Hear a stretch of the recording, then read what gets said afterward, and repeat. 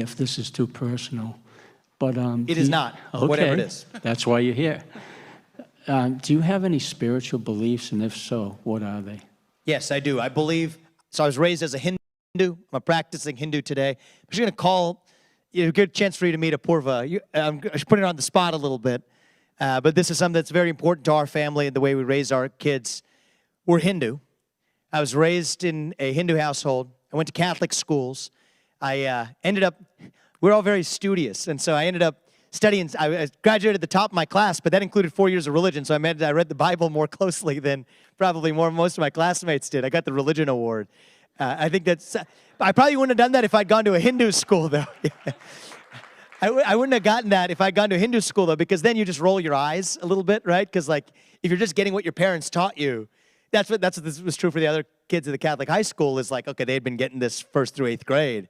Whereas for me, it was fresh. It was different. It was something that actually meant something to me. And so I'm on the board of St. X High School. Actually, until I launched this presidential race 2 months ago, I was on the board of St. X High School.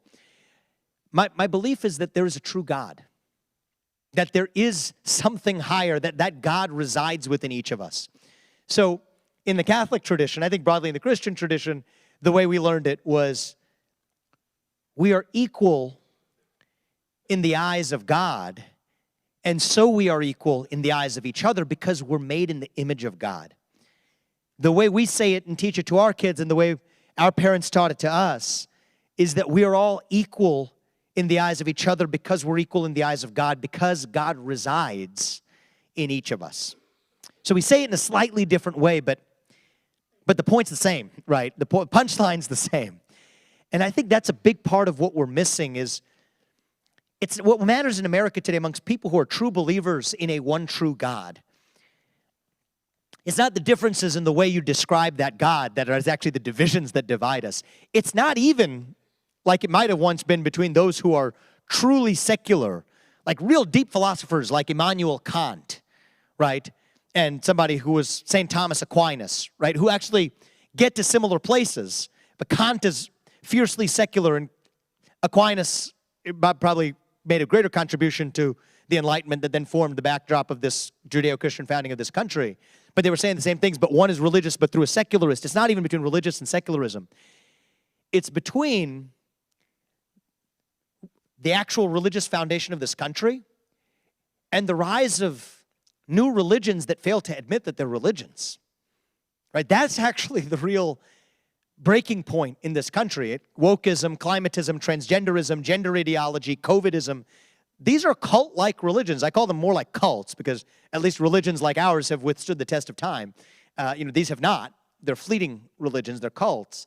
But I think that's actually the moment today where it's the moment for people of faith, people who believe in a true God, live their lives in accordance with that belief and act on those convictions.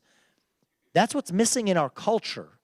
And I think that that's a precondition for our national revival. Our two sons are still in nap time here, but Apurva, between, this is a very important period in their lives. So one of the things we talked about is can't preach about fatherlessness and then not be present, even if I am running for president. So we're traveling as a family to do that together, but it was also a period in our lives where there are periods where last 2 years, I've worn one hat.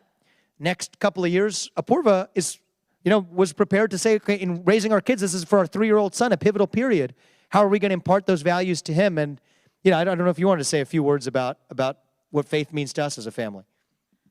Yeah, well, first of all, I wanted to thank you all for coming on your Sunday to hear my husband. I've heard from him for a long time, but it's really honestly a blessing and a miracle to me that all of you would give your time to listen to what he has to say. Because I think he's saying some things that are true, but I appreciate you coming to hear it. So a little bit about how we think about God and at least how it plays into our lives. So Vivek told you a little bit, he was a nerdy kid. I was also a nerdy kid. We both met at Yale when I was in med school. He was in law school. And I don't know about you guys, but when I was in high school and college, or at least I know a lot of other people going in that age, they get a little they don't know if God exists. I went to a lot of people who thought that they were too smart for God, that God, and they're not going to be, I'm not a chump. I know science. I know biology. I know physics. There's no God in there. And I think I was a lot of that in my life when I was younger. But that was just those, 8 years when I was in that time of my life. Before that, my parents, my mom, my dad, they raised us with God. Every day, my dad and my mom wake up, they pray. Every night, when my dad comes home, he's also a surgeon, he comes home and prays and thanks God for allowing him to help people. And that's how I grew up. And what helped me find God was, it was a journey. First part was meeting this person here, and then having children, and having my job, and seeing all of the ways that I feel like there's a power taking care of me. No matter how smart I am, no matter how good at whatever I do I can be, I cannot do it alone. Someone, somewhere is taking care of us, of all of us. And yes, there are terrible things happening in the world, but what I tell my son when I put him down at bed at night is, because he tells us he's 3 years old, and he'll do anything to delay bedtime. And so what he does, because he knows it works, is he'll tell us with tears in his eyes, "You're going to leave me all, and I'm going to be all alone." And what do you do to your 3-year-old when he says that? And so I tell him, "You know what, hon? You are never alone, because God is with you. Your dad and I are downstairs, so first of all, don't worry. We're just downstairs. But God is with you. You're strong, you are loved, and you can go to sleep because you know you're safe." And honestly, the world is a big place. And without God, that is scary. It is scary. So thank you to God for bringing all of you here. We don't know where this journey is going to lead, but we really appreciate you coming and caring so much about America. We thank you so much. Thank you. Thank you. Thank you. And, it's funny. I mean, when we put him to bed at night, when Apurva tells him that part of it, usually he's running around helter-skelter, where's my 6th teddy bear before I go to bed, etc. But he dials into that part. He knows she's telling him something important, something that he doesn't know. I don't know how he thinks about God. He's 3 years old, but he knows it's something different than what the runaround of his day was. And there's something about that tells me about even the moment we had this morning, right? So we went to church this morning, and they were kind enough to welcome us and give me an opportunity to say a few words to the congregation.